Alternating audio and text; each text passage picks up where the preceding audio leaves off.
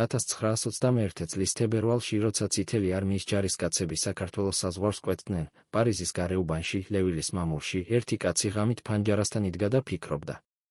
ის ფიქრობდა ფინლანდიის სადგურზე, ყვავილების თაიგულზე, პროჟექტორების სხივებზე და იმ ღამეზე, 4 წლის წინ, როდესაც მან პირდაპირი გაგებით, ხელებით, რომლებშიც ახლა სიბრძნე ისახებოდა, გაუნათა გზა კაცს, რომელიც გახდა მისი ქვეყნის ჯალათი. ეს კაცი იყო ნიკოლოზ, ყველასთვის კარლო ჩხეიძე. და ეს ამბავი არის ისტორიის ერთ-ერთი ყველაზე გამანადგურებელი ტრაგედია. ადამიანი, რომელიც შეეცადა დემოკრატიის სახელით გადაერჩინა სამყარო, დემოკრატიის სახელითვე გაანადგურა ყველაფერი, რაც უყვარდა. 1917 წლის გაზაფხული. პეტროგრადი, ქალაქი, რომელსაც ჯერ კიდევ სახელი ერქვა ომის გახარებულად შეცვლილი, ახლა კი ანარქიის კვამლის სუნთქვაში ეხვეოდა, ნელ-ნელა ფხიზლდებოდა რომანოვების მმართველობის ნანგრევებზე. მხოლოდ 27 თებერვლიდან მუშათა და ჯარისკაცთა საბჭოს შექმნის დღიდან, ერთი ქართველი კაცი გახდა ამ სახელმწიფოს ფაქტობრივი გული. კარლო ჩხეიძე. მისი სახელი დღეს ქართული აუდიტორიისთვის ან სრულიად უცნობია, ან ირეკლება ძველი საბჭოთა სახელმძღვანელოების გარინდებული, ოდნავ დამკაჩავი ქვეტექსტებიდან, სადაც მას მენშევიკი ეწოდებოდა, ისე, თითქოს ეს სიტყვა ყველაფერს ხსნიდა და ყველაფერს ხურავდა. მაგრამ სიმართლე გაცილებით მეტია. 1917 წლის გაზაფხულში, იმ ქაოსის გულში, ჩხეიძეს ხელში ეჭირა ძალაუფლება, რომლის მასშტაბსაც ქართველი პოლიტიკოსი არც მანამდე და არც მამდეგ ვერ წარმოიდგენდა. პეტროგრადის საბჭო, ახლად შობილი, ცოცხლად სახცახებელი ორგანო, პრაქტიკულად ბლოკავდა დროებითი მთავრობის ყოველ გადაწყვეტილებას. ლოვის მოგვიანებით კი კერენსკის კაბინეტები ვერ გადადგამდნენ ნაბიჯს ჩხეიძის ბეჭდის გარეშე. ეს სულ არ იყო ჰიპერბოლა, ეს იყო პოლიტიკური რეალობა, რომელიც ისტორიკოსმა რიჩარდ პაიპსმა ნათლად დაასახელა. ჩხეიძეს ჰქონდა სრული ლეგიტიმური უფლება, ლენინი დაეპატიმრებინა, როგორც გერმანიის ინტერესების მსახური, ომის მომგვრელი და სახელმწიფო ღალატის სტიმულატორი. ეს უფლება კი ერთხელ იყო მის ხელში და ერთხელ გახდა ისტორია. მაგრამ რათა გავიგოთ, რატომ არ გამოიყენა ჩხეიძემ ეს ძალა, რატომ შეხვდა ლენინს ყვავილებით და სიტყვებით და არა ბარიკადებით, ჯერ უნდა ვიცოდეთ, ვინ იყო ეს ქართველი კაცი და საიდან მოდიოდა ის ღრმა, თითქმის რელიგიური რწმენა, რომ დემოკრატია ყველა ქარიშხალს გაუძლებდა. კარლო ჩხეიძე დაიბადა 1864 წელს, ქუთაისის გუბერნიაში. ის ეკუთვნოდა იმ თაობას ქართველ ინტელიგენტთა, რომლებმაც ილია ჭავჭავაძის სახელმწიფოებრივ ოცნებებს დაუმატეს ევროპული სოციალიზმის ენა. მათი სამყარო იყო სიტყვის, გამათის, ბიბლიოთეკების სამყარო, კაცებისა, რომლებიც თვლიდნენ, რომ ისტორიას ლოგიკით ამართლებ. ჩხეიძე სახელმწიფო სათათბიროში შევიდა ჯერ მესამე, შემდეგ მეოთხე მოწვევით. ის ამ დარბაზებში ჯადოსნური სიტყვებით ებრძოდა ცარიზმს, გამჭვირვალე, კეთილსინდისიერი, ოდნავ სენტიმენტალური ადამიანი, რომელიც კამათობდა სამართლიანობაზე იმ ფართებში, სადაც სამართლიანობა ყოველთვის სუსტი სტუმარი იყო. და ახლა, 1917 წლის აპრილში, ეს კაცი, ახლა მთელი რუსეთის ყველაზე ძლიერი სოციალისტური ორგანიზაციის მმართველი, ემზადებოდა, ხელი გამოეხო ვაგონიდან გამოსული ემიგრანტისთვის. ემიგრანტისა, რომელიც 3 წლის განმავლობაში ცხოვრობდა ციურიხში, ხავასახლებსა და ბიბლიოთეკებში. ემიგრანტი, რომელმაც გერმანიის სამხედრო სარდლობასთან გარიგებით ჩამოვიდა, დალუქულ ვაგონში, ისეთ ვაგონში, რომელსაც ომის ფრონტებზე გავლა შეეძლო ექსტრატერიტორიალური სტატუსით. ეს ფაქტი ჩხეიძეს სრულად ჰქონდა სმენილი. მოხსენებები მოსულიყო. მაგრამ ის მაინც წავიდა. პეტროგრადის საბჭომ, ჩხეიძის ორგანოს სადგურზე მიიტანა სამხედრო პროჟექტორები. ძლიერი, ბრმამჭრელი სვეტები, რომლებიც ღამის ბნელ ჰაერში ლამაზ სხივებს ხევდნენ. ჩხეიძემ ფაქტობრივი მმართველის სტატუსით უზრუნველყო, რომ ლენინის ჩასვლა გამხდარიყო მოვლენა, სრული, ბრწყინვალე, ლამაზი, სიმბოლური. ის ასე ფიქრობდა, ვაჩვენოთ, რომ ჩვენ ღია ვართ. ვაჩვენოთ, რომ ჩვენ გვჯერა სიტყვის, მაგრამ ისტორიამ ეს ჟესტი სხვანაირად ჩაიწერა. კარლო ჩხეიძემ პირდაპირი გაგებით გაუნათა გზა კაცს, რომელიც 4 წელიწადში მისი ქვეყნის ოკუპანტი გახდებოდა. პროჟექტორების სხივები ჯერ კიდევ იცვის ისტორიის ამ გვერდზე. ვინ იყო ნამდვილად ეს ადამიანი, რომელმაც ასეთი ძალით, ასეთი გულწრფელობით გახსნა კარი საკუთარი ტრაგედიისთვის? 1917 წლის მესამე, მე-16 აპრილი. ღამის 2 საათს გადაცილებული. ფინლანდიის სადგური პეტროგრადის ჩრდილოეთ ნაწილში, ადგილი, სადაც ქვიშის ფერის კედლები ჯერ კიდევ ატარებდნენ ცარის ეპოქის ნალექს, ოქროსფერ ორნამენტებსა და სახელმწიფოებრივი სიდიადის პრეტენზიას, ახლა გახდა ისტორიის ერთ-ერთი ყველაზე მნიშვნელოვანი სცენა. გარეთ ბრბო ელოდა. შიგნით, ერთ საიმპერატორო მოსაცდელ ოთახში, განსაკუთრებულ ოთახში, რომელიც ინახება ყველა სადგურში, სადაც რომანოვებს ოდესმე ჩამომჯდარი ჰყავდათ, ჩხეიძე ელოდებოდა. ისტორიული ირონიის გემო ამ ეპიზოდში განსაკუთრებულია. ქართველი სოციალისტი, ცარიზმის 23 წლის ოპოზიციონერი ახლა იდგა იმ სავარძელთა გვერდით, სადაც ნიკოლოზ მეორე ისვენებდა. ის ხვდებოდა კაცს, რომელიც მოგვიანებით ამ ცარის და ცარის მთელი ოჯახის ბედს გადაწყვეტდა, ბასრდა გამანადგურებელ ბოლოს. ქართველი სოციალისტი მეფის ოთახში ხვდებოდა ადამიანს, რომელიც მეფეებსაც მოუსპობდა და სოციალისტებსაც. ვაგონი შემოვიდა. ნიკოლაი სუხანოვი, მემატიანე, მენშევიკი, იმ ღამის ყველაზე დიდი ქრონიკლერი, შემოგვინახა ეს სცენა იმდენად ცოცხლად, რომ კითხვისას შეიძლება ჰაერი იგრძნო. ლენინი გამოვიდა. ვიღაცამ ხელში ჩაუდო ყვავილების თაიგული, ალბათ თეთრი გვირილები, ალბათ წითელი ვარდები, სუსტად არ ვიცით და ლენინი ამ თაიგულს ისე ეჭირა, თითქოს მას მიეცა ეს საგანი ენამდე ნაკლები გაგებით. სუხანოვი იხსენებს, ლენინი ჭერს ათვალიერებდა. ჩხეიძე კი ლაპარაკობდა. ჩხეიძის სიტყვები შემოგვინახა ამ მემატიანემ. სიტყვები, რომლებიც დღეს ბევრ სიმბოლოს შეიცავს, ამხანაგო ლენინ. ჩვენ მიგვაჩნია, რომ რევოლუციური დემოკრატიის მთავარი ამოცანაა ჩვენი რევოლუციის დაცვა შიდა და გარე მტრებისგან. ვიმედოვნებთ, რომ თქვენ ჩვენთან ერთად იდგებით ამ მიზნისთვის, გულწრფელი, პათეტიკური, ოდნავ ნაულიანი. ჩხეიძეს ესმოდა, რომ ლენინი არ იზიარებდა მის პოზიციებს, მაგრამ სჯეროდა, რომ სოციალისტური სოლიდარობა იმ სივრცეში, სადაც ორივე ახლა იდგა, გაზიარებულ საფუძველს ქმნიდა. ის ცდილობდა ხიდი გაეგო. ლენინი კი ხიდზე სიარულს არ გეგმავდა. ლევ ტროცკი, რომელიც მოგვიანებით ამ ამბის საუკეთესო ანალიტიკოსი გახდა, იხსენებს, რომ ლენინმა ჩხეიძეს ფაქტობრივად ზურგი შეაქცია. ეს ჟესტი, ფიზიკური, ხილული, პირდაპირი, იყო მეტყველი ჩხეიძის ნებისმიერი სიტყვაზე. ლენინმა მოუბრუნდა ბრბოს, ჯარისკაცებს, ხალხს. წარმოთქვა ფრაზა, რომელიც ისტორიის წიგნებში ოქროს ასოებით ჩაეწერა, ან უფრო სწორად ჩაეწერა ჩახუნული სისხლისფერი ასოებით, გაუმარჯოს მსოფლიო სოციალისტურ რევოლუციას. ჩხეიძე ამ ფრაზის დროს სადმე იდგა ხალხის ზღვაში. ყვავილების თაიგულთან. პროჟექტორების სხივებში. და ისე გამოდის ის ჯერ კიდევ არ ხვდებოდა, სანამ ლენინი გამარჯვებული სიტყვის წარმოთქვამდე, რომ ამ ღამის ისტორიამ შეიძლება ყველაზე ძვირადღირებული გაკვეთილი ჩამოიწერა. მომდევნო დღეს, მე-17 აპრილს ლენინი გამოვიდა აპრილის თეზისებით. ძალაუფლება საბჭოებს. ომი დასასრულება. დროებითი მთავრობა გადასაყრელი. ჩხეიძემ როცა ეს თეზისები წაიკითხა, გამოაცხადა, ეს ბოდვა, მოусმინა, ანალიზი გააკეთა და დაასკვნა, რომ ლენინი პოლიტიკური მარგინალი გახდებოდა. რომ ხალხი ასეთ რადიკალიზმს არ მიჰყვებოდა. რომ დემოკრატია გაიმარჯვებდა. ჩხეიძე ასე ფიქრობდა სერიოზულად, ჭეშმარიტი დარწმუნებულობით. ის ელოდა ლენინის პოლიტიკურ სიკვდილს. სამაგიეროდ ლენინი მის ქვეყანაზე ელოდებოდა. სუხანოვი, ამ სცენის ქრონიკლერი, ოდნავ მოგვიანებით ასეთ ფრაზას წარმოთქვამს თავის მემუარებში. ჩხეიძე ჭკვიანი კაცი იყო, მაგრამ ის ძალიან კარგი გული ჰქონდა. ის ვერ ხვდებოდა, რომ ლენინის სამყაროში კარგი გული სისუსტეა. ეს სიტყვები მოგვიანებით ირონიულად გაჟღერდება. სუხანოვი თავადაც გახდება სტალინის მსხვერპლი. ის, ვინც ყველა ეს სცენა ჩაიწერა 1940 წელს, ცეცხლის ნაკვერჩხლის მსგავსად, ამ ისტორიით გაქრება. საიმპერატორო ოთახი ახლა ცარიელია.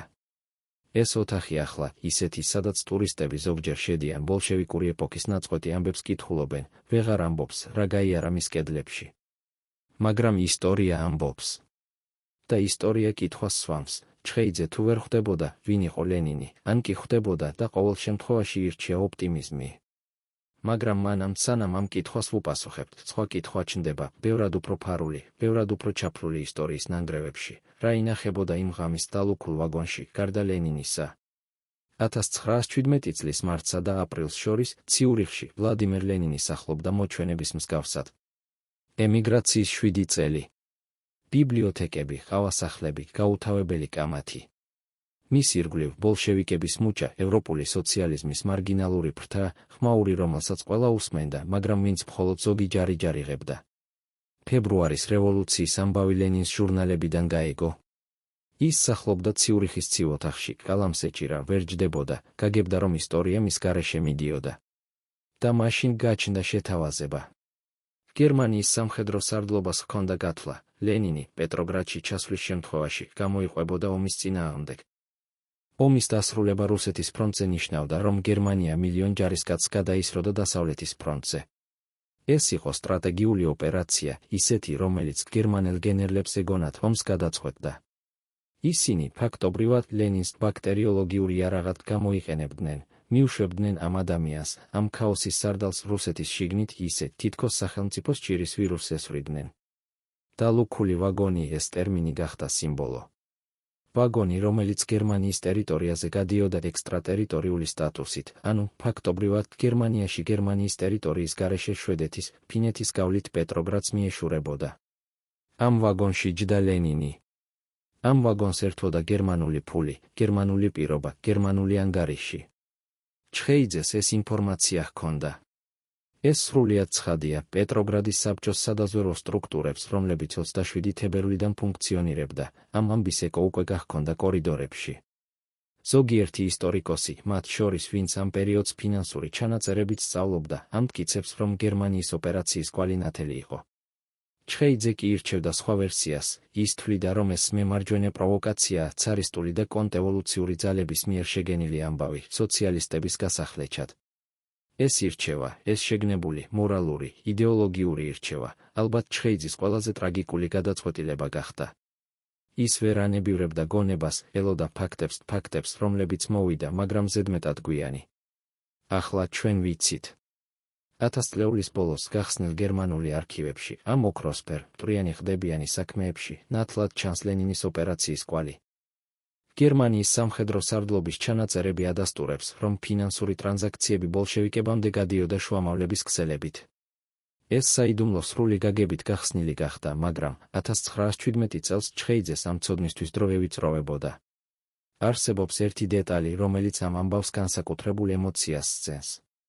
მოიფიქრეთ, ჩხეიძე პეტროგრადში ხარჯავდა ათასობით მონეტს, ათასობით მუშაკს, ათასობით გაიღო ის მმართველი, ვისაც ხელში ეჭირა ქვეყნის ბიუჯეტი. სამაგიეროდ ჩვეულებრივი პეტროგრადელი მუშა ამ წლებში ავამდებოდა ომისა და შიმშილის ბალახებში. ჩხეიძე კი ევროპული სოციალიზმის ენაზე ლაპარაკობდა სამართლიანობაზე, სანამ სამართლიანობის მტერი საიმპერატორო ოთახისკენ მოიახლოვებოდა. ეს კი გვახსოვდეს, კაცი, რომელიც ლენინს პოლიტიკური მკვდარი უწოდა, ვერ ხვდებოდა, რომ ეს მკვდარი იმ ღამეს ჩამოვიდა ცხოვრებად. და ის ჩხეიძე ამ მკვდარს სიცოცხლე ჩაბერა, ყვავილებით, პროჟექტორებით, საჯარო ლეგიტიმაციით. მაგრამ სად იყო ის კაცი, ვინც ყველაზე ახლო ჩხეიძეს ჰყავდა? სად იყო ის ადამიანი, ვინც მის ყურთან ილაპარაკებდა და ვინც ალბათ გარკვეულ ამბებს გულში ინახავდა? ამ ამბავში ერთი სახელი ჯერ კიდევ ჩრდილში ფარავს თავს. ნიკოლაი სუხანოვი, მემატიანე, ამ მთელი ისტორიის ქარაულთავი ადამიანი, ვისი სიტყვებით ჩვენამდე ყველაზე ნათელი ქრონიკლით მოვიდა, ასრულებდა გარკვეულ, ფარულ როლს. ის, ვინც ეს ყველა სცენა ჩვენთვის შეინახა, ის, ვინც ჩხეიძისა და ლენინის ამ შეხვედრის ყველა ასო ამოჭრა, ამ ამბავში ოდნავ მეტი პოზიციას ეჭირა, ვიდრე უბრალო ქრონიკლერის. მენშევიკი, კი. მეგობარი, ალბათ. მაგრამ ის ასევე ადამიანი იყო, ვინც გრძნობდა, როდის ეშვება ისტორია კლდეზე. ჩხეიძის ფატალური შეცდომა ჯერ კიდევ სრულად გასაშლელია. დალუქული ვაგონის ამბავს, ამ ვერცხლისფერ, ცივ ომის ლოგიკით შეღებილ ვაგონს ბევრი ბოლო ჰქონდა, მაგრამ ყველა ბოლო ერთ ადგილამდე მიდიოდა, 1921 წლის თებერვლამდე საქართველოს საზღვრამდე, სადაც ახლა ჯარისკაცები ბინდბუნდში დგანან. მაგრამ სანამ ეს საზღვარი გადაიკვეთა, ჩხეიძე 4 წელს ებრძოდა. 4 წელს ცდილობდა ყველაფრის შეჩერებას. და ეს 4 წელი ბოლშევიკური გადატრიალებიდან საქართველოს დამოუკიდებლობამდე, ალბათ ყველაზე ინტენსიური, ყველაზე ტკივილიანი, ყველაზე ადამიანური ამბავია. ნუ გეგონებათ, რომ ეს კაცი ადვილად დანებდა. კითხვა, რომელიც ამ 4 წელს ეფინება, ჰქონდა თუ არა ჩხეიძეს ოდესმე ოქტომბრის გადატრიალებამდე რეალური შანსი, შეეჩერებინა ის, რაც ფინლანდიის სადგურზე დაიწყო. თუ ბედი ამ ვაგონის შიგნით ჯერ კიდევ გერმანიის გზებზე უკვე გადაწყვეტილი იყო? გავაანალიზე პირველი მწერლის მარკერები. გამოყენებული ჰუკები 1, 10, 9. გამოყენებული სტრუქტურები ძემნი. გამოყენებული პატერნები 3, 6, 14. ჩემი არჩევანი, თავები 4, 6. ჰუკები 11 ოჯახური საიდუმლოები 8 ღალატი 2 მოწმეთა ჩვენება. სტრუქტურები, ძალაუფლების ფასი, ღალატი და აღსარება. პატერნები, 8, აგონია, 11, აფეთქება, 4, აღსარება. რიტმები, მოედინება კონტრასტული პულსაციური. ჩვენ ვიყავით ბედნიერნი, იხსენებდა ერთი ქართველი ემიგრანტი პარიზში, 10-იანი წლების ბოლოს ხელები ოდნავ კანკალებდა, ჩაი ოდნავ ირხეოდა ფინჯანში. ჩვენ გვეგონა, რომ ეს ყველაფერი ახლა ნამდვილი იქნება. გვეგონა, რომ ეს სამშობლო, ჩვენი სამშობლო, ბოლოს სახელმწიფო გახდება, ის ჩუმდება.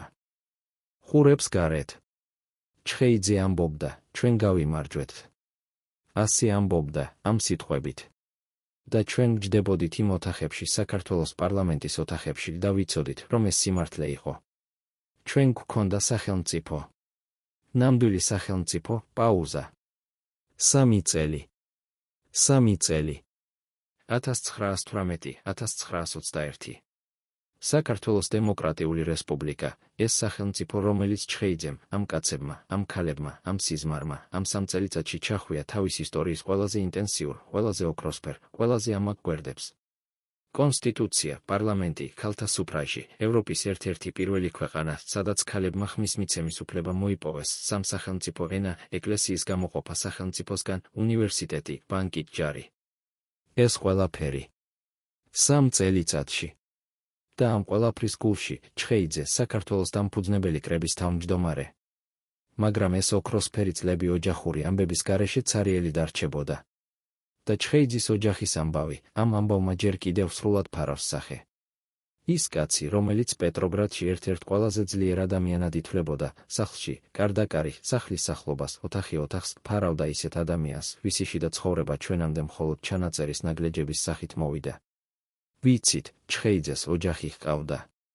ვიცით, ის რაც ოქტომბრის გადატრიალების შემდეგ დაიწყო, ეს პეტროგრადის ქაოსი, ეს ბოლშევიკური ძალაუფლება, ეს გაქცევა, ამ ოჯახს სიცოცხლე გადაუყარა. ვიცით, ემიგრაციაში, საფრანგეთში ეს ოჯახი ითვისებდა სხვა სახელებს, სხვა ქუჩებს, სხვა ენის სიმძიმეს. არის ერთი რამ, რაც ჩხეიძის ამბავში ყველაზე ღრმად ჭრის.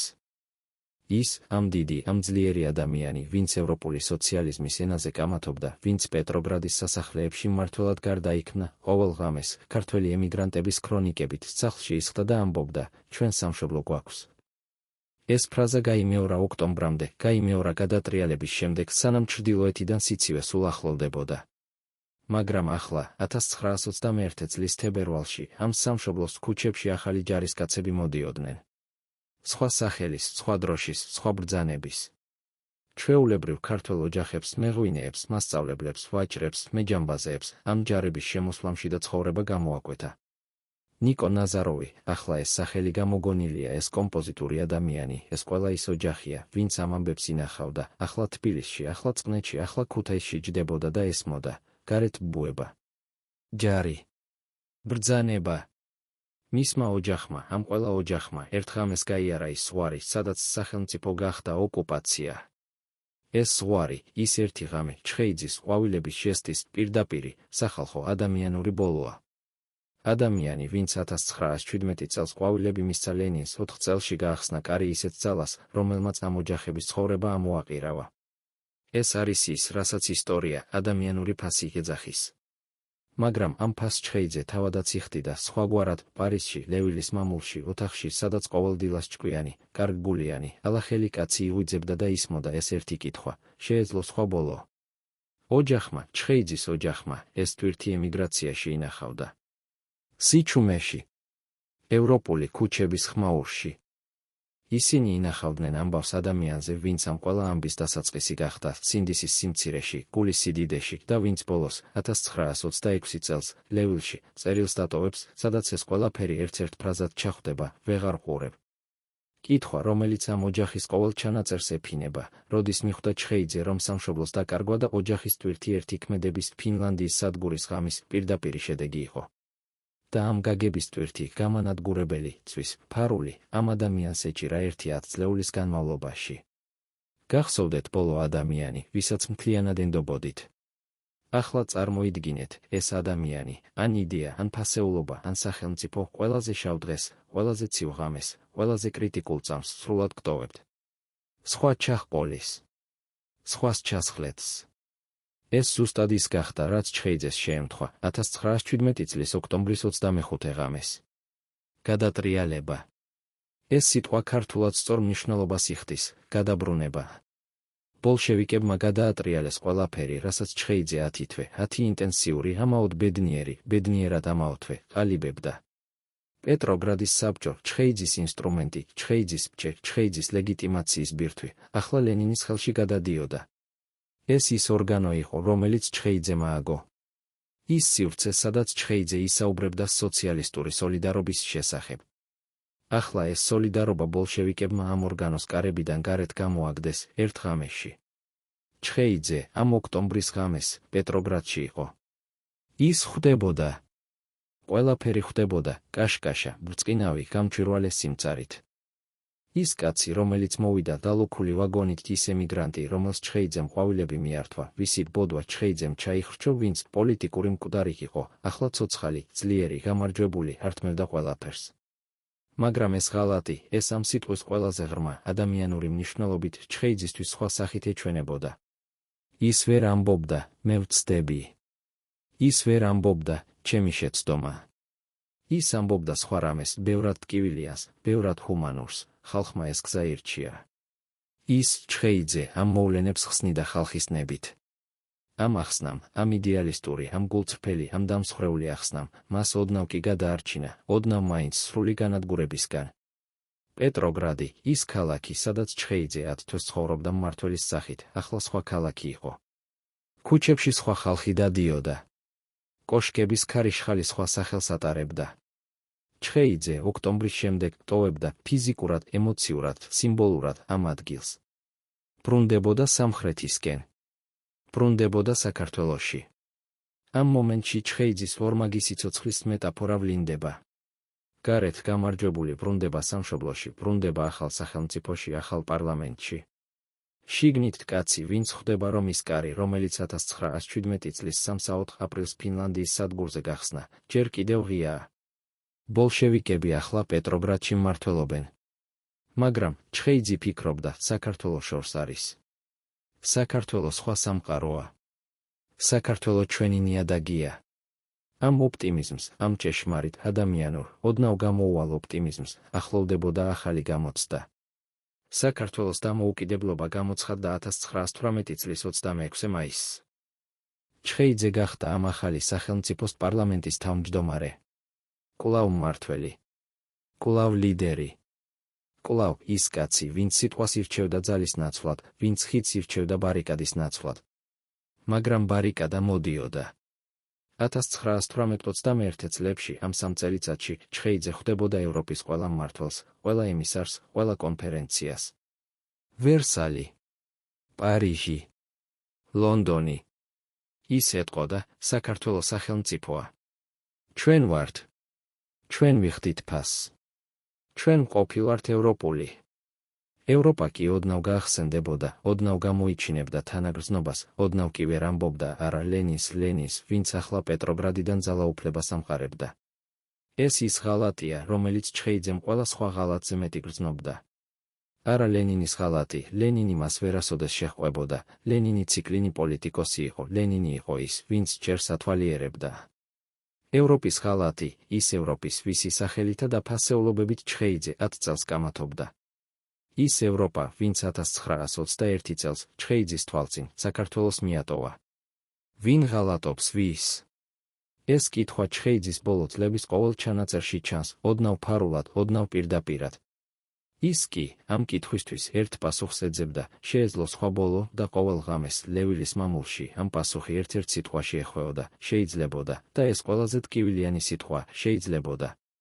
კითხვა, რომელიც ამ ოქტომბრის ღამეს და ყველა მომდევნო ღამეს ეფინება, ჩხეიძის ღალატის ავტორი ვინ იყო, ლენინი, ევროპა, თუ ის თავად ის, ვინც 1917 წლის ოქტომბრამდე 10 თვე ჰქონდა ლენინის შეჩერების ლეგიტიმური, კანონიერი, დემოკრატიული ბერკეტები ხელში და ვინც ყოველჯერზე ირჩევდა სიტყვას ნაცვლად საქმისა.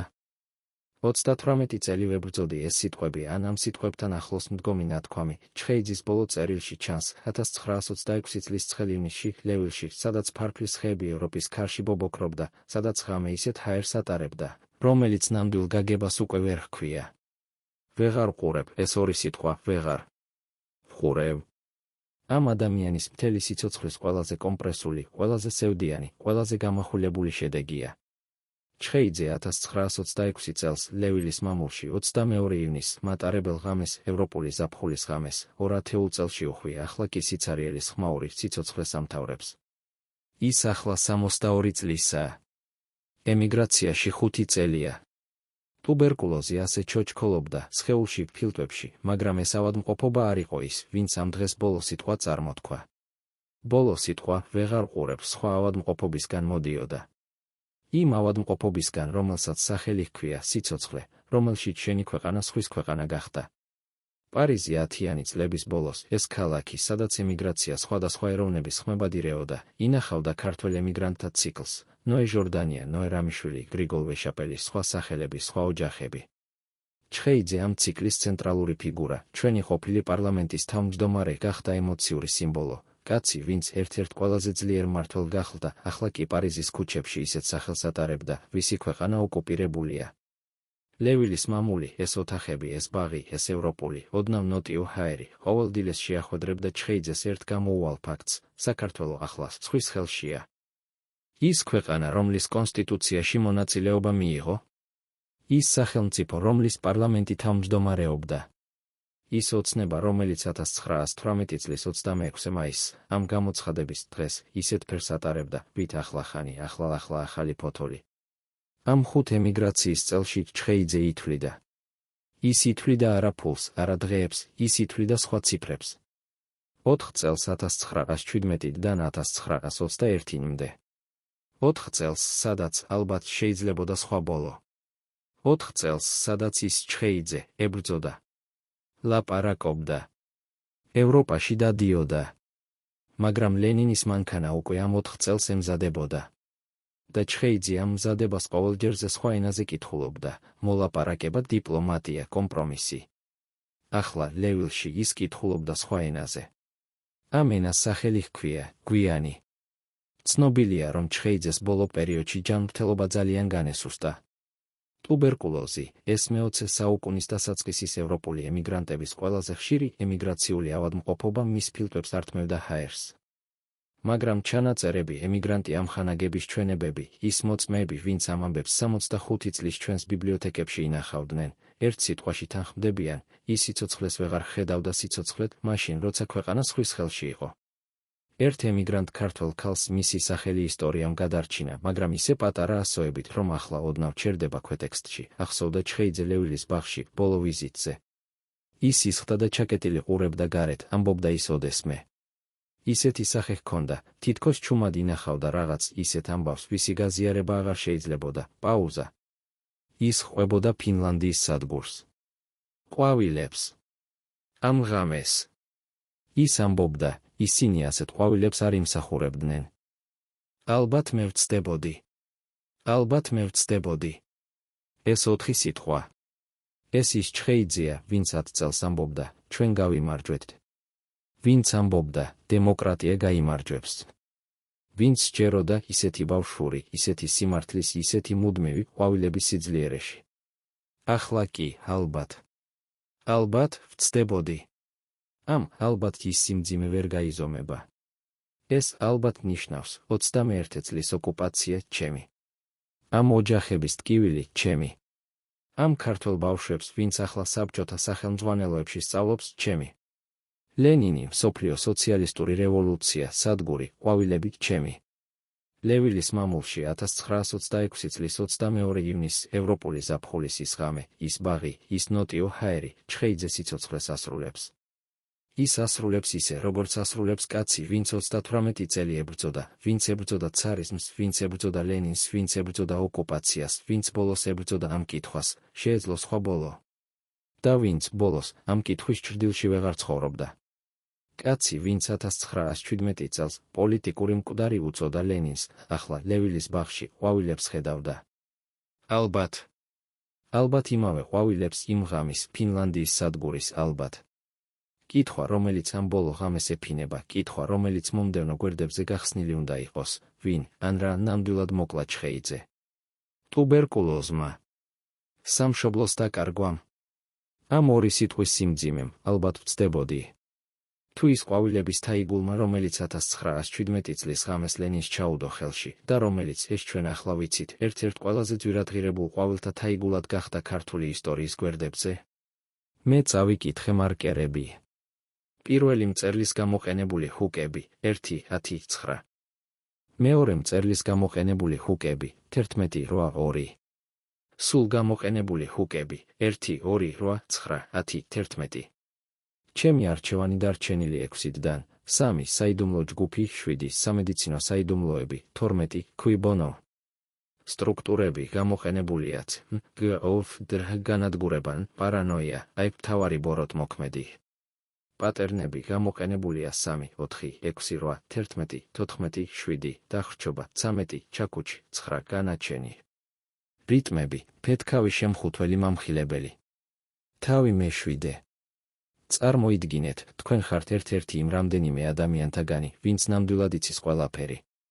ყველა სამედიცინო საიდუმლო, ყველა ფარული შეთანხმება, ყველა კარი, რომელიც ბოლო წამს გაიხსნა და ბოლო წამს დაიკეტა. 1917 წლის აპრილიდან ოქტომბრამდე პეტროგრადის კულუარებში ასეთი ხალხი არსებობდა, ათობით ადამიანი, ვინც ყველაფერს ხედავდა. ვინც ჩხეიძის გვერდით იდგა, ჩხეიძის ბრძანებებს ასრულებდა, ჩხეიძის სახელით ლაპარაკობდა. ახლა 10-იანი წლებიდან ეს ხალხი ევროპაში იყო გაბნეული, პარიზში, ბერლინში, პრაღაში და ეს ადამიანები ინახავდნენ ამბებს. ინახავდნენ ჩუმად. ინახავდნენ ისე, თითქოს ეს ამბავი ეჭირათ ხელში, ისეთი მტკიცეთ, რომ გახსნა ვეღარ შეეძლოთ. ეს ადამიანები, ჩხეიძის ახლოწრე, მენშევიკური მთავრობის ოპერატიული ბირთვი, გახდნენ ისტორიის ყველაზე უცნაური ტიპის მოწმეები. არა გარეგანი მოწმეები, ვინც ამბავი შორიდან დაინახა. შიდა მოწმეები, ვინც ყოველ სხდომაზე იჯდა, ყოველ გადაწყვეტილებაში მონაწილეობდა, ყოველ შეცდომას ერთად ჩადიოდა. და ეს ადამიანები, ათობით, ასობით, ასრულებდნენ ბოლო ნაბიჯებს, ლოიალობა თუ სიცოცხლე. ჩვენება თუ სიჩუმე. ისტორია თუ თვითდაცვა. ამ ბირთვის გულში კი ერთი მოვლენა ხდებოდა ნელ-ნელა, გამოულელად ისეთი სიჩუმით, რომ ყველა მიცოდა, მაგრამ არავინ ამბობდა. ჩხეიძე, ეს კაცი, ვინც ნახევარი წელი პეტროგრადის ფაქტობრივი მმართველი გახდა, ნელ-ნელა ცვლიდა. არა პოლიტიკურად, არა იდეოლოგიურად. ფიზიკურად. და ამ ცვლილებას ყველა ხედავდა, ვინც ახლოს იდგა. ჩხეიძე 1917 წლის გაზაფხულზე 43 წლისა იყო. ეს ასაკი, ეს ევროპული, მე-20 საუკუნის დასაწყისის 23-50 წლის ეპოქა, ახლა სხვაგვარად გამოიყურებოდა ვიდრე ოდესმე. ახლო ადამიანების ჩვენებები, მათ შორის ნიკოლაი სუხანოვის, ამ ქრონიკლერის, ვინც ყველაფერს წერდა, ხატავს სურათს, კაცი, ვინც ებრძოდა. კაცი, ვინც ებრძოდა ისე, თითქოს ეს ბრძოლა ფიზიოლოგიური იყო, სხეულის ბრძოლა, ფილტვების ბრძოლა, ნერვული სისტემის ბრძოლა. პეტროგრადის საბჭოს სხდომებზე, ამ ყოველდღიურ, ამ ქაოსურ, ამ 10 საათიან სხდომებზე ჩხეიძე ჩნდებოდა. ყოველ ჯერზე. ამ ყოფნაში კი ახლო კაცები ხედავდნენ, ის ოდნავ ნელდებოდა. ოდნავ. ისეთი ოდნავ, რომ ტყუება შეიძლებოდა, ეს ჩვეული დაღლილობაა. მაგრამ ეს არ იყო ჩვეული დაღლილობა. ეს იყო ის ნაკლები, ვინც ჩვენს თვალწინილევა, ახლა ნიადაგივით, ნელ-ნელა. სუხანოვი, ამ ყველა ამბის ყველაზე ზუსტი ქრონიკლერი, ერთ ადგილას წერს, ჩხეიძის სახეზე ის ზაფხულს შემდეგ სიბერის ახალი ხაზები ჩნდებოდა, ვაშინ, სადაც გაზაფხულზე არ ყოფილა. ეს ჩანაწერი, ეს ერთი ფრაზა, ინახავს ისეთ ინფორმაციას, რომელსაც ექიმის ანგარიში ვერ ინახავს. ის ინახავს ადამიანს, ვინც ძალაუფლების ყოველი კვირა ეჭირა სხეულის ახალ ჭარბსა ვალდებულებასთან. 10 თვეში ის გაიზარდა პოლიტიკურად, სიმბოლურად და იმავდროულად, ნელ-ნელა შეიმცირა. ეს ის ამბავია, რომელსაც არც ერთი სამედიცინო ჩანაწერი არ ინახავს. ჩხეიძის პირადი ექიმი, ის ადამიანი, ვინც ამ მმართველ კაცს ემსახურებოდა, ოდნავ ჩრდილოვანი ფიგურაა. ჩვენ ვიცით, ასეთი ადამიანი არსებობდა. ვიცით, ამ ეპოქაში მმართველ სოციალისტ ლიდერებს ყავდათ სამედიცინო პერსონალი. ვიცით, ეს ინფორმაცია, ჯანმრთელობის ინფორმაცია, ყოველთვის პოლიტიკური ინფორმაციაა ამ ეპოქაში, ამ სამყაროში. მაგრამ ჩხეიძის სამედიცინო ჩანაწერი, ოფიციალური, სრული, სისტემური, არ არსებობს. ან არ ჩვენ გვაქვს. საბჭოთა ეპოქის არქივებში, სადაც ყველა ამ ეპოქის ლიდერის ცხოვრების ამბავი ჩაიხვა, ხანდახან სათავიდან ჩაიხვა, ხანდახან ამოიჭრა, ხანდახან შეიცვალა, ჩხეიძის ადგილი განსაკუთრებულია. ის იყო გამარცხებული ბოლშევიკების პერსპექტივიდან და გამარცხებულს ისტორია ახლებურად ეწერებოდა. საბჭოთა სახელმძღვანელო ის სახელმძღვანელო, რომელიც 65 წელს გადაცილებულ ჩვენს მაყურებელს ახსოვს სიტყვასიტყვით, ჩხეიძეს მენშევიკი ეძახდა. ეს ერთი სიტყვა. ეს ის ყოფილა და გათავებულა. რაც ამ სახელმძღვანელოდან ამოჭრეს, ეს ყველა ის, ვინც ამ ამბავს სიღრმეში ეძებდა, ჯერჯერობით ვერ პოულობს. ჩხეიძის ადამიანური, ფიზიოლოგიური გამოცდილება, ამ 10 თვეში, ამ 3 წელიწადში საქართველოში, ამ 5 წელიწადში ემიგრაციაში, ეს ყველაფერი ინახება ფრაგმენტებად. მიმოფანტული ჩანაწერებად. ოდნავ აუხსნელ ასოებად. მაგრამ ის, ვინც ამ ფრაგმენტებს ერთად კითხულობს, ხვდება, ჩხეიძე იყო ადამიანი, ვინც ფიზიკურად ინახავდა ამ ყველა ტვირთს. ვინც სხეულით, სუნთქვით, ძილღვიძილით ინახავდა ისტორიის ნარჩენებს. ვინც ყოველ ახალ ამბავს, ყოველ ბოლშევიკურ ბრძანებას, ყოველ ოქტომბრის ეხოს, ყოველ 1921 წლის სიახლეს, ახვევდა შიგნით. ახვევდა ისე, ვით ახვევს ადამიანი, ვისაც სხვა გამოსავალი არ რჩება. ჩხეიძის ბოლო ფოტოები, ის ფოტოები, ვინც ამ ეპოქის ემიგრაციის ქრონიკებში ჩვენამდე მოვიდა, ხატავს კაცს, ვინც 10 წელში 20 წლით გაბერა. ეს არ ჰიპერბოლა. ეს ფოტოების ენაა. 1917 წელი, ერთი სახე. 1926 წელი, სხვა სახე. სხვა ბევრად სხვა. ოდნავ ჩამქრალი. ოდნავ ჩამქრალი ისეთი, თითქოს შიგნიდან ნათება ნელ-ნელა, ნებსით ბრძნობით გამქრალა. ამ ყველა ფიზიოლოგიური სიგნალის ფონზე კი, ამ ყველა ჩანაწერის, ამ ყველა ფოტოს, ამ ყველა მოწმის ჩვენების ფონზე ჩნდება კითხვა, ვის პასუხი ჩხეიძის ახლო წრეში, ამ 10-იანი ადამიანთა ბირთვში, ერთ-ერთ ყველაზე ფარულ ადგილას ინახება. რა ახსოვდა ამ ხალხს ჩხეიძის ბოლო წლებიდან, ისეთი, რასაც ახლა, 10 ათეული წლის შემდეგ, ჯერ კიდევ ხმამაღლა ვერ ამბობენ. და ეს სიჩუმე, ეს ფარული ჩვენება, ეს ჩაკეტილი ამბავი, ხომ არ ინახავს პასუხს კითხვაზე, ვინ ნამდვილად გადაწყვიტა ის, რაც 1917 წლის გაზაფხულზე გადაწყდა? თავი მერვე. მოდი ახლა ვისაუბროთ იმაზე, რაზეც ისტორიის სახელმძღვანელოები ჩვეულებრივ არ საუბრობენ. ვისაუბროთ სხეულზე. ვისაუბროთ იმ ფასზე, რომელსაც ძალაუფლება, ნამდვილი ძალაუფლება ისეთი, რომელიც ქვეყნის ბედს ამჟღავნებს, ახდევინებს ადამიანს, ნელ-ნელა, ყოველ ღამეს, ყოველ გამთენიაზე. ჩხეიძე 1917 წლის გაზაფხულზე მმართველი გახდა, ისეთი მმართველი, რომლის ამ ტიპის მმართველობა ქართველ კაცს ეს ასაკი ვერ ახსოვდა. ომი. შიმშილი. სახელმწიფოს ნგრევა. ახალი სახელმწიფოს შექმნის მცდელობა.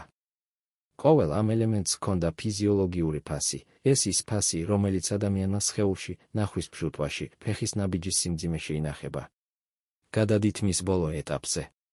ემიგრაციაში, ლევილში, ჩხეიძეს ტუბერკულოზი ჰქონდა. ეს ავადმყოფობა, ის, ვინც ამ ეპოქის ევროპულ ემიგრაციას ისე ეხვეოდა, ვის სასიკვდილო ჩვენება ამ ხალხის ცხოვრებას ისე ხშირად ესმოდა, ჩხეიძეს ჰქონდა, ეს ვიცით. მაგრამ ტუბერკულოზი მხოლოდ ფილტვებს ვერ ართმევს. ის ართმევს ჰაერს ყოველ გამთენიაზე, ყოველ ნახევარ ნაბიჯზე. ყოველ სიტყვაზე, ვინც ხმამაღლა უნდა ითქვას. ახლო კაცები, ვინც ჩხეიძეს ემიგრაციაში ხედავდა, ერთ სიტყვას იმეორებენ, გამოიფიტა, ეს ქართული სიტყვა, გამოიფიტა, ინახავს ამ ყველა ამბავს, ის კაცი, ვინც ოდესმე ყველაზე ენერგიულ ადამიანად ითვლებოდა პეტროგრადის კულუარებში, ახლა ლევილის ოთახებში, ოდნავ ნელ-ნელა ილეოდა. სედინა, ის, ვინც 1917 წელს ჯერ კიდევ არ არსებობდა, ახლა ყოველ ახალ ფოტოში ახალ ფენებად ჩნდებოდა. ოდნავ ჩამქრალი თვალები, ის თვალები, ვინც ოდესმე სახელმწიფო სათათბიროში სიმამაცის, ენთუზიაზმის, ევროპული სოციალიზმის ენაზე ლაპარაკობდა. ახლა ის თვალები სხვა ადგილებს ათვალიერებდა. ფარულ ადგილებს. შიდა ადგილებს. ახლა კი, ამ ფიზიოლოგიური ამბავის გულში, სხვა საიდუმლო ჩნდება. ფარული, ჩახუტული, ისეთი, ვინც ამ მთელი ამბავის ბნელით ბირთვია. არსებობს ჩანაწერები, ისინი, ვინც 1990-იანი წლების შემდეგ, პოსტსაბჭოთა არქივების ნაწილობრივი გახსნის დროს, ემიგრანტ ქართველ ოჯახებს მოჰქონდათ, სადაც ჩხეიძის ბოლო წლების ჯანმრთელობა ოდნავ სხვაგვარად ჩანს. ოდნავ. ნახევარ ჩანაწერებად. ფრაგმენტებად, ვინც ნახევარ ფრაზას ამბობს. ეს ჩანაწერები ამბობს, ჩხეიძეს პეტროგრადის პერიოდიდანვე ჰქონდა ჯანმრთელობის პრობლემები, ვინც ოფიციალურ ჩანაწერებში არ ჩნდებოდა. ეს პრობლემები, ამ ნახევარ ჩანაწერებით, ნერვული, ემოციური, ცილის, სუნთქვის ხასიათის იყო. საბჭოთა არქივებმა ეს ყველა ინფორმაცია სპეციფიკური ლოგიკით ინახეს. ლოგიკა იყო მარტივი, გამარცხებული ლიდერი ფიზიკურად სუსტი, ეს ნარატივი ბოლშევიკებს აწყობდათ. ნარატივი ჩხეიძე ავად იყო, ამიტომ დამარცხდა. ეს ნარატივი ართმევდა ისტორიას, ის სიღრმეს, ის კომპლექსურობას, ის ადამიანურ სიმართლეს, ვინც ამ ამბავს ნამდვილად ჰქონდა. ჩხეიძის ჯანმრთელობის ნამდვილი ამბავი, ის, ვინც ახლო ადამიანების ჩვენებებში, ფრაგმენტებში, ოდნავ ჩახუტებულ წერილებში ინახება, სხვა სიტყვებით ლაპარაკობს. ის ამბობს, ეს კაცი ინახავდა ყველა ტვირთს სხეულში. ეს კაცი ძალაუფლებას, ამ ისტორიის ყველაზე ინტენსიურ, ყველაზე კომპლექსურ ძალაუფლებას ფიზიოლოგიური ფასით ახდევინებდა.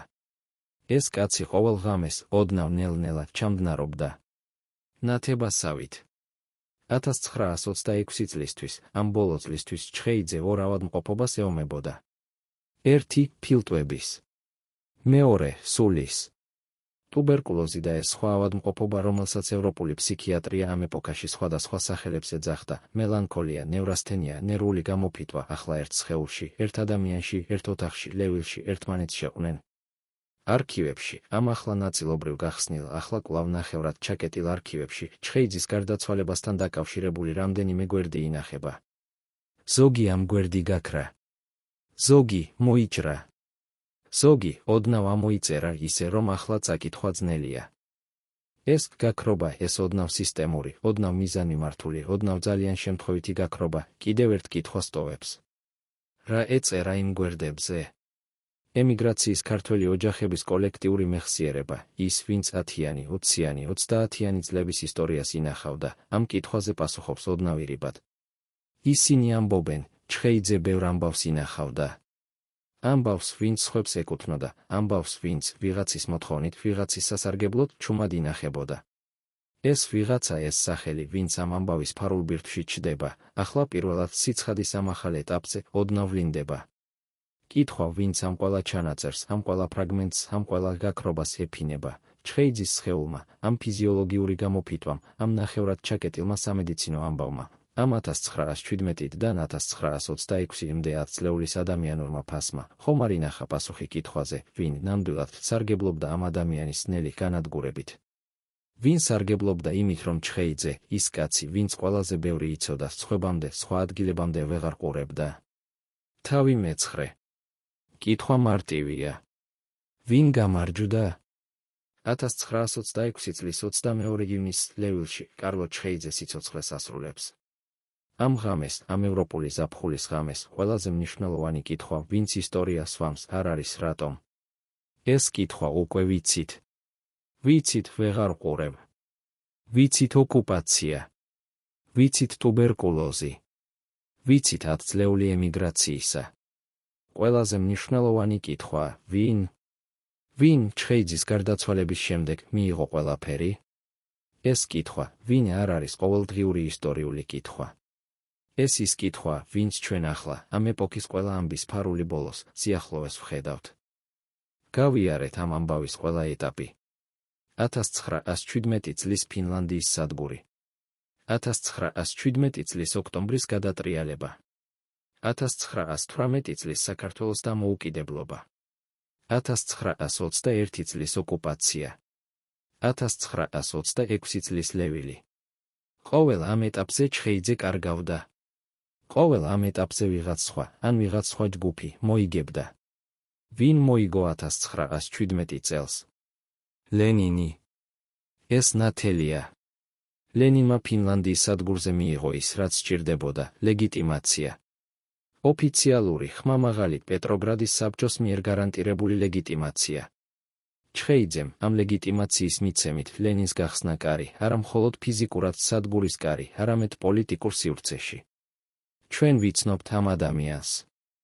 ჩვენ ხვდებით ამ ადამიანს. ჩვენ ვაძლევთ ამ ადამიანს ქათამს, ეს, ამ ეპოქის ენაზე, ნიშნავდა, ჩვენ ვლეგიტიმებთ. ვინ მოიგო 1921 წელს?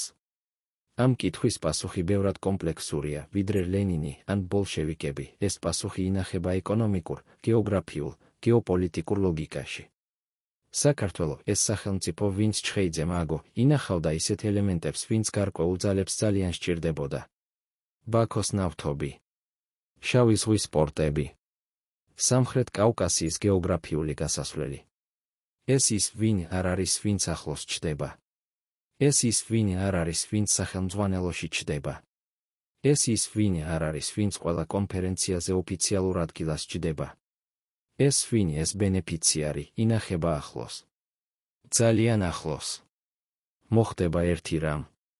1921 წელს საქართველოს ოკუპაციის შემდეგ ახალი ძალა, წითელი არმიის ოფიცრები, ადგილობრივი ბოლშევიკური სტრუქტურები, მოსკოვიდან მოვლინებული კომისრები მოვიდა და მიიღო ყველაფერი. ეს ყველაფერი ნიშნავდა სახელმწიფო სტრუქტურები, ბანკი, ქონება, მმართველი კლასი, სახელმძღვანელოები, ისტორია. ამ ვინ ისიაში ერთი სახელი, ერთი ვინც ამ ყველა ამბავში ოდნავ ფარულად, ოდნავ ჩრდილოვნად, ოდნავ ახლოს ჩდება, ქართველი ბოლშევიკების ჯგუფია. ეს ის ადამიანები, ვინც 1921 წლის შემდეგ სახლში დაბრუნდნენ. ვინც გარე ოკუპანტის კვალდაკვალ, ადგილობრივ მმართველობას ქმნიდნენ. ვინც ჩხეიძის ადგილი, მმართველის ადგილი, ლიდერის ადგილი, ლეგიტიმობის ადგილი, ახლა თავისი ლოგიკით ინახებოდა. ეს ის ჯგუფია, ვინც ნახევარ საუკუნის შემდეგ ისტორიის სახელმძღვანელოებში ჩხეიძეს მენშევიკს ეძახდა. ეს ის ჯგუფია, ვინც ამ ყველა ამბავს ახალ ფორმატში ჩაამატებდა. ეს ის ჯგუფია, ვინც ჩხეიძის ფინლანდიის სადგურის ნარატივს ნელ-ნელა სისტემატურად წლების განმავლობაში გაასწორებდა. ანუ წაშლიდა. ამ კუთხიდან, ამ ვინ კუთხიდან ჩხეიძის ამბავი სხვა სახეს იძენს. მე ვაანალიზებ ყველა წინამწერლის მარკერებს. გამოყენებული ჰუკები 1, 2, 3, 7, 8, 9, 10, 11, 12. დარჩენილი ჰუკები 4 საიდუმლო დოსიეები, კოდები 5, პირველი ინტერვიუ 6 საიდუმლო გვირაბები, ადგილები. გამოყენებული სტრუქტურები დარჩენილი სტრუქტურები, გამოცანა, გამოვლენა, აღმოჩენა, ბოლო შანსი, დარტყმა ზურგში, გაქრობა. გამოყენებული პატერნები 3, 4, 6, 8, 11, 14. დარჩენილი პატერნები 1, 2, 5, 7, 9, 10, 12, 13, 15. ჩემი არჩევანი. ჰუკები 4 საიდუმლო დოსიეები, 6 საიდუმლო ადგილები, 5 პირველი ინტერვიუ. სტრუქტურები ბოლო შანსი, დარტყმა ზურგში, გაქრობა. პატერნები 15 მაიატნიკი, 9 განაჩენი, 12 გაქრობა. რიტმები ამაღლებული მამხილებელი გაქრობა. თავი მეათე. საქართველოს საიდუმლო სამსახურებს 1921 წლის თებერვლის ბოლოს, სწორედ იმ კვირებში, როდესაც წითელი არმიის ავანგარდი საზღვარს კვეთდა, ინახებოდა ერთი კოლექცია. დასახელება იყო მარტივი, ქაღალდის ყდაზე ნაბეჭდი, ოდნავ გაქვავებულ ასოებში, კონფიდენციალური. პირადი. მხოლოდ საბჭოს თავმჯდომარისთვის ეს საქმე ინახავდა ყველაფერს, რაც საქართველოს მთავრობას ცოდნოდა ბოლშევიკური ოპერაციის ნამდვილი სქემის შესახებ, ყველა მოხსენება, ყველა სადაზვერვო შეტყობინება, ყველა სახელი, ყველა კავშირი, ყველა თარიღი. ამ საქმის ასლები მხოლოდ 3 ეგზემპლარის ოდენობით არსებობდა. ოკუპაციის პირველ კვირაში მოსკოვის კომისრების შემოსვლამდე ეს 3-ვე ეგზემპლარი გაქრა. ვინ წაიღო ეს საქმე? ამ კითხვაზე, ამ ერთ მარტივ გამჭვირვალე კითხვაზე 21 საუკუნის ქართული ისტორიული კვლევა ჯერ კიდევ სრული პასუხის გარეშეა. ზოგი ამბობს, ემიგრაციაში წაიღეს ქართველმა ოფიცრებმა, ვინც ბოლო მომენტში გადაწყვიტა. ზოგი ამბობს, ბოლშევიკებმა ნახეს და განადგურეს, ადრე ვიდრე ვინმე მოასწრებდა ვერის ქუჩიდან გამოტანას. ზოგი კი, ის ვინც ეს სიტყვები ჩუმად ამბობს, ვიღაცამ ადრე წაიღო. ვიღაცამ, ვინც ბოლშევიკებამდე ადრე ხვდებოდა, რა მოხდებოდა. კოლუმბის ბოდბე ეფექტი. ისტორიაში, ამ ქართული ისტორიის ამ კონკრეტულ მომენტში, ყველაზე მნიშვნელოვანი ის არ არის, ვინ ჩამოვიდა. ყველაზე მნიშვნელოვანია, ვინ წავიდა, ადრე ვიდრე სხვები გაბედავდნენ. ჩხეიძე ამ 3 ეგზემპლარზე არ ფიქრობდა ლევილის ოთახებში. ის სხვა ჩანაწერებზე ფიქრობდა. ის ფიქრობდა 1917 წლის გაზაფხულის კულუარებზე, სადაც მის სახელით, მისი ორგანიზაციის ჩარჩოში, ოდნავ სხვა ადამიანები ოდნავ სხვა გადაწყვეტილებებს იღებდნენ. ვიღაც, ვინც ახლოს ჩდება, ახლოს, ამ ამბავის მარცვლებში ჯერ კიდევ სრულად ვერ ვლინდება. მაგრამ ის იქ არის. ყველა ამ საქმეში. ყველა ამ გაქრობაში. ჩხეიძეს ბოლო შანსი ჰქონდა. ეს ბოლო შანსი, ის, ვინც ისტორიკოსებმა ოდნავ სხვადასხვა სახელებით მოიხსენიეს, 1920 წელს მოვიდა. ეს ის მომენტია, ვინც ჩხეიძეს ემიგრაციაში საფრანგეთში ჯერ კიდევ ევროპული სოციალიზმის პლატფორმებზე ჰქონდა ბოლო შანსი გაეკეთებინა ის, რაც 1917 წელს ვერ გაიკეთა, თქმულიყო სიმართლე. სრული ხმამაღალი გამოულელი სიმართლე ლენინის დალუქული ვაგონის, ფინლანდიის სადგურის, ყვავილების, პროჟექტორების და იმ ყველა ადამიანის შესახებ, ვინც ამ ამბავის ბნელ ბირთვში ჩდებოდა. ეს ბოლო შანსი, ეს სიმართლის თქმის პოტენციური, ხელში მოყოლილი, ოდნავ ნაქუჩი შანსი, ემიგრაციის ქართული პოლიტიკური ციკლის ყველაზე ტკივილიანი პარადოქსია. ჩხეიძეს ეს შანსი ჰქონდა. ევროპის ყველა ტრიბუნა მის წინ ღია იყო. ჟენევა, ლონდონი, პარიჟი. ის კაცი, ვინც 1917 წელს პეტროგრადის ყველაზე ძლიერ ადგილებში ამბობდა სიტყვებს, ახლაც შეეძლო. ახლა, ოდნავ სხვა ადგილებიდან, ოდნავ სხვა ხმით, მაგრამ შეეძლო. ჩხეიძემ ეს ბოლო შანსი ვერ გამოიყენა. ან, ეს უფრო ზუსტი სიტყვა, ჩხეიძემ ეს ბოლო შანსი გამოიყენა, მაგრამ სხვა სახით, ის 10 წელს ლაპარაკობდა, 10 წელს ედავებოდა, 10 წელს სახელმწიფოების კარებს სტუკავდა. ამ ყველა ბჭეზე, ამ ყველა ტრიბუნაზე, ამ ყველა კონფერენციაში, ჩხეიძე ამბობდა, საქართველოს სახელმწიფოა. ჩვენ ვართ. ჩვენ ვიხდით ფასს, ამ სიტყვებს ევროპა ისმენდა. ისმენდა, ოდნავ თავს უქნევდა, ოდნავ ათბობდა, ოდნავ კი ვერ ამბობდა არა მოსკოვს. ჩხეიძის ბოლო შანსის ამბავი 4 ადგილას ინახება. პირველი, 1920 წლის პარიჟის კონფერენციის ოქმები, სადაც ჩხეიძე ლაპარაკობს. მეორე, 1920 წლის გაზაფხულის ბრიტანული საგარეო სამინისტროს მოხსენებები, სადაც ჩხეიძის სახელი ჩნდება. მესამე, ჩხეიძის პირადი კორესპონდენცია, ვინც ემიგრანტ ქართველ ოჯახებთან ინახება, ოდნავ მიმოფანტული, ოდნავ ჩახუტებული. მეოთხე, ის ადგილი, ვინც ამ სამი ადგილიდან ამ კონტექსტისათვის ყველაზე მეტი ამბობს სიჩუმე. ამ ყველა ადგილის ფარულ კუთხეებში, ამ ყველა ოქმის, ყველა მოხსენების, ყველა წერილის გვერდიგვერდ სიჩუმე. ის ამბავი, ვინც სიჩუმეში ინახება, კიდევ ერთ ადამიანს ეხება. ადამიანს, ვინც ჩხეიძის ახლო წრეში იდგა, ვინც ამ ბოლო წლებში, ამ ბოლო შანსების პერიოდში, ჩხეიძის მხარეში ირჩეოდა. ადამიანს, ვინც ინახავდა. ვინც ამ საქმეებს, ამ ჩანაწერებს, ამ ყველა გაქრობას ხედავდა. ვინც ბოლოს მარტო დარჩა ლევილის ბაღში ჩხეიძის ამ ბოლო ღამის შემდეგ. კოლება. ისტორია ასე მოქმედებს, წინ უკან. 1917-ში ჩხეიძე, ძლიერი. 1926-ში ჩხეიძე, წასული. 1917-ში ლენინი, პოლიტიკური მკვდარი. 1924-ში ლენინი, სახელმწიფო სიმბოლო. ეს კოლება, ეს უწყვეტი, გამოულელი, ადამიანური კოლება, ახლა ამ ამბავის ბოლო თავებში ყველაზე ძლიერ კუთხეს ეხება. ჩხეიძის ბოლო შანსი, 1920 წელი, ამ ამბავის ყველაზე გამანადგურებელი, ყველაზე ადამიანური, ყველაზე ტკივილიანი წერტილია. ეს ის წერტილია, სადაც ბედი, ჩხეიძის ბედი, საქართველოს ბედი, ჯერ კიდევ ოდნავ სხვა მიმართულებას შეეძლო. ამ ბოლო შანსის ამბავი კი ერთ კითხვაზე ეყრდნობა, 1920 წელს, ჩხეიძეს, ამ ბოლო, ამ ოქროსფერ, ამ გამოულელ 1920 წელს ვინ ეუბნებოდა, ასე ჩუმად, ასე ახლოდან, ასე გულწრფელად, ეს კარი ჯერ კიდევ ღიაა, ამხანაგო კარლო, გახსენი. და ვინ ამ ყველა სხვასთან ერთად ოდნავ სხვა ენაზე ეუბნებოდა, ნუ გახსნია, ახლა არა, ჯერ სხვა რამეს ვცადოთ. თავი მე-11. ლევილი. 1926. ზაფხული. ის ადგილი, ის ფრანგული გარეუბანი, ის ბაღი, ის ოთახები, ახლა უცხო ქვეყნის ფართებში ჩახვეული ქართული ამბის ყველაზე ბოლო სცენაა. ეს ის ადგილია, სადაც კარლო ჩხეიძე ცხოვრობდა ემიგრაციაში, ის ადგილი, სადაც ევროპული ქარი ქართულ სახელებს სხვა ენის ასოებად ახვევდა, ის ადგილი, სადაც ადამიანი, ვინც ოდესმე მმართველი გახდა, ახლა ჩვეულებრივ ტკივილიანად სიჩუმით ცხოვრობდა. ოდესმე, ბევრი ათეული წლის შემდეგ, ფრანგი ლოკალური ისტორიკოსი მოვა ლევილში. ის მოძებნის ამ მამულს, ის სახლს, ის ოთახს, ის ბაღს. ის ვიღაცასთან ესაუბრება, ადგილობრივ ხანდაზმულ ქალს, ოდნავ ახსოვს ამ ქართველი ოჯახები, ოდნავ ახსოვს ის ქართველი, ვინც ცხოვრობდა, ოდნავ ახსოვს ნოტიო ზაფხულის ღამეები, ოდნავ ახსოვს ის, ვინც ფანჯარასთან იდგა. ეს ფრანგი ისტორიკოსი წერს მოკლე სტატიას ლოკალური ჟურნალისათვის, ძალიან ვიწრო ტირაჟი, თითქმის არ გაქვეყნებულას, სადაც ამბობს, ამ კაცმა, ამ ემიგრანტმა, რომელიც ჩვენ ვიწრო ისტორიაში ოდნავ ჩნდება, ევროპული ისტორიის ერთ-ერთი ყველაზე ქარიშხლიანი 10 წელი გაიარა. მის ამბავს ვეღარ ყვები. მაგრამ ვიცი, ის ამ ბაღში ჯდებოდა. ყოველ საღამოს. ეს სტატია, ეს მოკლე, ეს ვიწრო, ეს სათქმელის გარეშე, ახლა ოდნავ ცნობილია.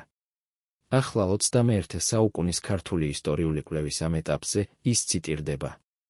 ციტირდება ისე, ვით ციტირდება ყველა ის ჩანაწერი, ვინც ჩხეიძეს ცოცხლად ხედავდა, ფრაგმენტებად ოდნავ მიმოფანტული, ოდნავ სრულ სურათს ვერ ქმნის. სრული სურათი კი, ის ნამდვილი, ის სრული, ის ყველა კუთხით გამჭვირვალე სურათი, ინახება ოდნავ სხვა ადგილებში. ინახება ემიგრანტ ქართველ ოჯახებში, ვინც 10-იანი, 20-იანი, 30-იანი წლების ევროპაში ცხოვრობდა. ინახება ამ ოჯახების ქაღალდებში, ბიბლიოთეკებში, სახლებში, ყუთებში, ვინც ახლა ნელ-ნელა, ნაწილ-ნაწილ ქართული ისტორიული კვლევის ხელში გადადის. ეს ყუთები, ეს ემიგრანტული ქართული ოჯახების ყუთები, ინახავს ისეთ ამბებს, ვინც ჯერ ბოლომდე ვერ გაშიფრულა. ვინც ბოლომდე ვერ გახმოვანებულა. ვინც ბოლომდე სრული, ქართული, ვერ ნათქვამი სიჩუმეში ინახება. ამ სიჩუმეში კი ჩხეიძის ბოლო ღამე. 1926 ივნისი. ის ღამე, ვინც ჩხეიძემ პირველ ბოლო სიტყვა წარმოთქვა. ეს სიტყვა ვეღარ ყურებ, ახლა ჩვენამდე მოვიდა. ეს ის სიტყვა, ვინც 10 წელს ებრძოდა, ახლა კი ამბობს, საკმარისია. მაგრამ ვიღაც ამ ბოლო ღამეს ახლოს იყო. ვიღაც ინახავდა ამ ყველა ამბავს, ამ ყველა სიტყვას, ამ ყველა ჩანაწერს, ამ ყველა ქაღალდს ჩხეიძის ბოლო წლებიდან. ეს ვიღაც, ეს ახლო, ეს ნდობის, ეს ყველაზე ახლო ადამიანი, ახლა, ჩხეიძის გარდაცვალების შემდეგ ინახავდა ამ ყველა ამბავს.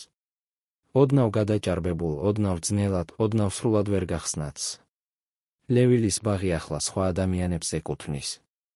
ის ოთახები, ის ფანჯრები, ის ხეები, სხვა ადამიანები ცხოვრობენ. ქართული ისტორია ამ ბაღში ახლა მხოლოდ ოდნავ ნიშნავს, ოდნავ, ფრანგული ლოკალური ისტორიის კიდეში, ამ ერთ სტატიაში, ამ ერთ მოხსენებაში. მაგრამ ამ ბაღში მოხდა ის, ვინც ქართული ისტორიის ერთ-ერთ ყველაზე ძლიერ, ყველაზე ტკივილიან, ყველაზე ადამიანურ კითხვებს შეიცავს.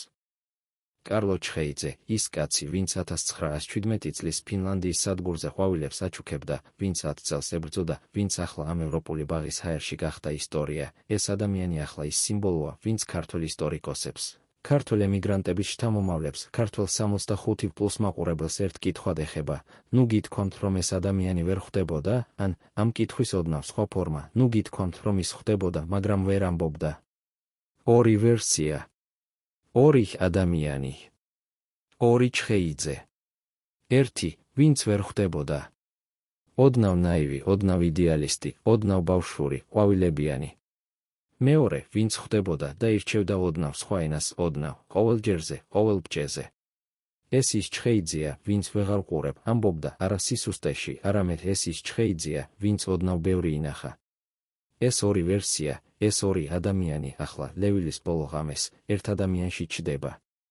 ამ ღამის, ამ ბოლო ღამის 1926 ივნისის ყველაზე ღრმა კითხვა ეს არის, ჩხეიძეს ამ ბოლო ღამეს ახლოს ვინ იდგა? ვინ ინახავდა? ვინ გაიღვიძა მომდევნო დილას ამ ყველა ამბავის ტვირთით, ამ სამი ეგზემპლარის, ამ ყვავილების, ამ პროჟექტორების, ამ ვეღარ ყურებ ის სრული ცოდნით. და ეს ადამიანი, ეს ბოლო ცოცხალი მოწმე ჩხეიძის ცხოვრებისა, სად არის ახლა, მისი ამბავი სად ინახება? თავი მე-12. ახლა, 10 ათეული წლის შემდეგ, ჩვენ ვდგავართ და ვხედავთ ამ ყველა ამბავს ზემოდან, ოდნავ სხვა კუთხიდან, ოდნავ სხვა სიმშვიდით. ვხედავთ 1917 წლის ფინლანდიის სადგურს. ვხედავთ ყვავილების თაიგულს. ვხედავთ პროჟექტორებს, ვინც ბნელ ჰაერში ლამაზ სხივებს ჭრიდა. ვხედავთ საიმპერატორო ოთახს, სადაც ქართველი სოციალისტი ბოლშევიკს ხვდებოდა. ვხედავთ ოქტომბრის ღამეს. ვხედავთ 1918 წლის 26 მაისს, ამ ბრწყინვალე, ამ ოქროსფერ, ამ 3 წლით ჩახვეულ დამოუკიდებლობას. ვხედავთ 1921 წლის თებერვლის საზღვარს. ვხედავთ ლევილის ბაღს ოდნავ ნოტიო, ოდნავ ევროპული, ოდნავ ქართული სახელის შემნახვალ. ამ ყველა ამბავს ახლა, ამ ყველა სხვადასხვა გამოვლენას, ამ ყველა ფრაგმენტს, ამ ყველა გაქრობას ახლა ვხედავთ ისე, ვით ხედავს კაცი, ვინც ბოლოს გრძნობს, ეს ამბავი ჩვენს ამბავია. ჩხეიძე გარდაიცვალა 1926 წელს. გარდაიცვალა უცხო ქვეყანაში. გარდაიცვალა ემიგრანტის სახით. მაგრამ ეს ის არ ნიშნავს, ვინც ჩვეულებრივ ნიშნავს, ჩხეიძე სულ არ გარდაიცვალა. ჩხეიძე ცხოვრობს. ცხოვრობს ყველა იმ სიკითხავეში, ვინც ამ ამბავს კითხულობს. ცხოვრობს ყველა იმ ქართველ ადამიანში, ვინც ერთხელ მაინც გრძნობს, ჩვენ ვიყავით. ჩვენ ვართ. ჩვენ, ეს ჩვენ, ამ ქვეყნის ამბავი ვართ.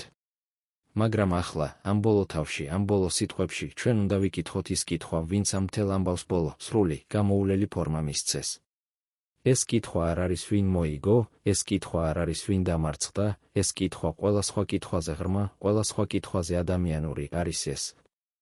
ჩხეიძემ 1917 წლის ფინლანდიის სადგურის ამ ერთ ღამეს გახსნა კარი.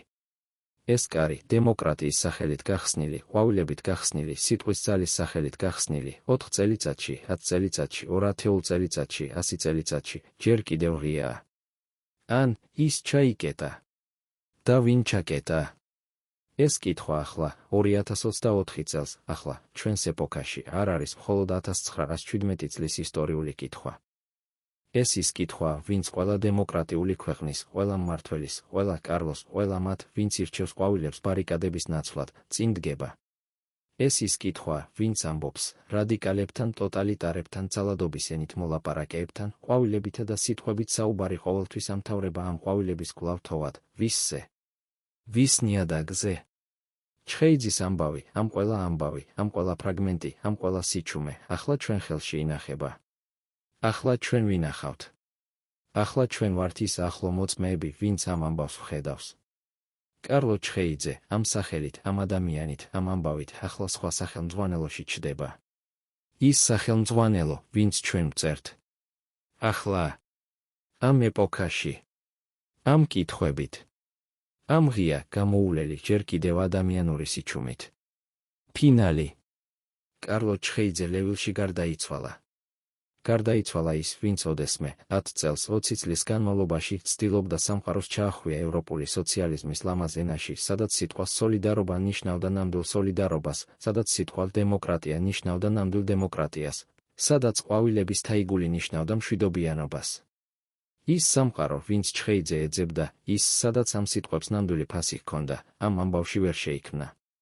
რაც მოხდა ჩხეიძის გარდაცვალების შემდეგ, ის ნელ-ნელა, ოდნავ სხვა სახელებით, ოდნავ სხვა ქუჩებში ჩდება. ოჯახი.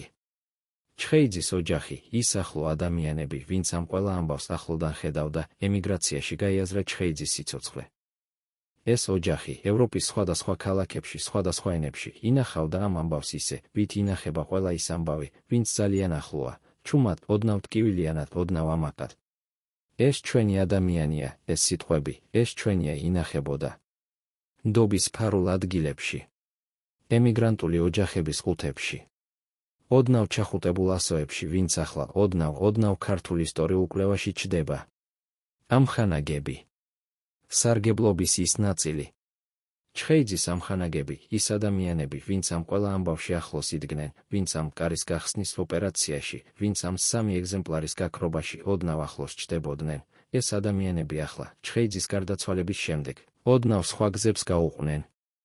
ზოგი, ემიგრაციაში, ნოე ჟორდანიასთან ერთად, პარიჟის ქართული პოლიტიკური ციკლის ნაწილად დარჩა. ზოგი, ვინც სხვა ენაზე ლაპარაკობდა ნელ-ნელა, ოდნავ სხვა სახელებით გაჩნდა ახალ მმართველობებში. ვინ სარგებლობდა სარგებლით, ეს კითხვა ახლა, ამ ყველა გაქრობის, ამ ყველა სიჩუმის ფონზე, ჯერ კიდევ სრული პასუხის გარეშეა. ქვეყანა. საქართველო, ის ქვეყანა, ვინც ჩხეიძემ 3 წელიწადის განმავლობაში ოქროსფერ, ამაკ, დამოუკიდებელ სახელმწიფო დააშენა. 1921 წლის შემდეგ 7 ათეული წელი ბოლშევიკების მმართველობაში ყოფნის შემდეგ 1991 წელს კვლავ დამოუკიდებელი გახდა. ეს დამოუკიდებლობა, ეს ახალი, ეს კვლავ ახალი, ახლა ოდნავ, ჩხეიძის ამბავს ახლა კვლავ ახსენებს. ახსენებს ისე, ის ადამიანი, ვინც ამ ქვეყნის პირველ დამოუკიდებლობას ააშენა, ვინ იყო? ქართული სრის სახელმძღვანელოები ჩხეიძეს მენშევიკი ეძახდა. ეს ერთი სიტყვა, ეს ოდნავ ცივი, ოდნავ ამომწუხვი, ოდნავ ყველაფრის შეჩუმებელი სიტყვა, ოდნავ 65 ის გადაცილებული ქართველი ადამიანის გონებაში ჯერ კიდევ ბჟუტავს. მაგრამ ეს სიტყვა, მენშევიკი ახლა სხვა კუთხიდან ჩანს. ახლა ეს სიტყვა ნიშნავს, ის ადამიანი, ვინც სხვებამდე ბევრი ინახა, ვინც ყვავილებით ცდილობდა სამყაროს შეცვლას, ვინც ბოლოს ამბობდა, ვეღარ ყურებ. ბოლო კითხვა. ის ამბავი, ვინც ჩხეიძემ ლევილის ბაღში 1926-22 ივნის სიცოცხლეს ამთავრებდა, ჯერ კიდევ სრული ჭეშმარიტებით ვერ ნათქვამია. ის 3 ეგზემპლარი, ის გაქრობილი, ის ნახევრად ჩახუტებული, ის ბნელ ბირთვით ჯერ კიდევ ინახება. სადმე? ოდნავ ახლოს, ვიდრე ვფიქრობთ. ჩხეიძის ამბავი, ამ კაცის, ვინც ყვავილებით გაუხსნა კარი ლენინს, ვინც 4 წელიწადში ამ კარის დახურვას ებრძოდა, ვინც ბოლოს ვეღარ ყურებდა, ახლა ჩვენ ხელში ინახება. ჩვენ, ის ახლო მოწმეები, ვინც ამ ამბავს ვხედავს, ახლა ამ კითხვასთან ვდგავართ, ისე, ვით ოდესმე ჩხეიძე ჩდებოდა ფინლანდიის სადგურის ყვავილებიანი ოთახის მრჩესთან.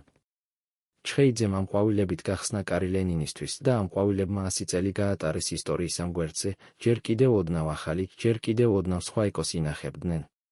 ის ეკო, ის, ვინც ამ ყვავილებში ჩაისმის, ამბობს, კარი ჯერ კიდევ ღიაა, მაგრამ ის 3 ეგზემპლარი, ის, ვინც ამ კარის ნამდვილი ამბავი ინახება, ჯერ კიდევ სადმეა. ჯერ კიდევ ველოდებით, ვინ გახსნის.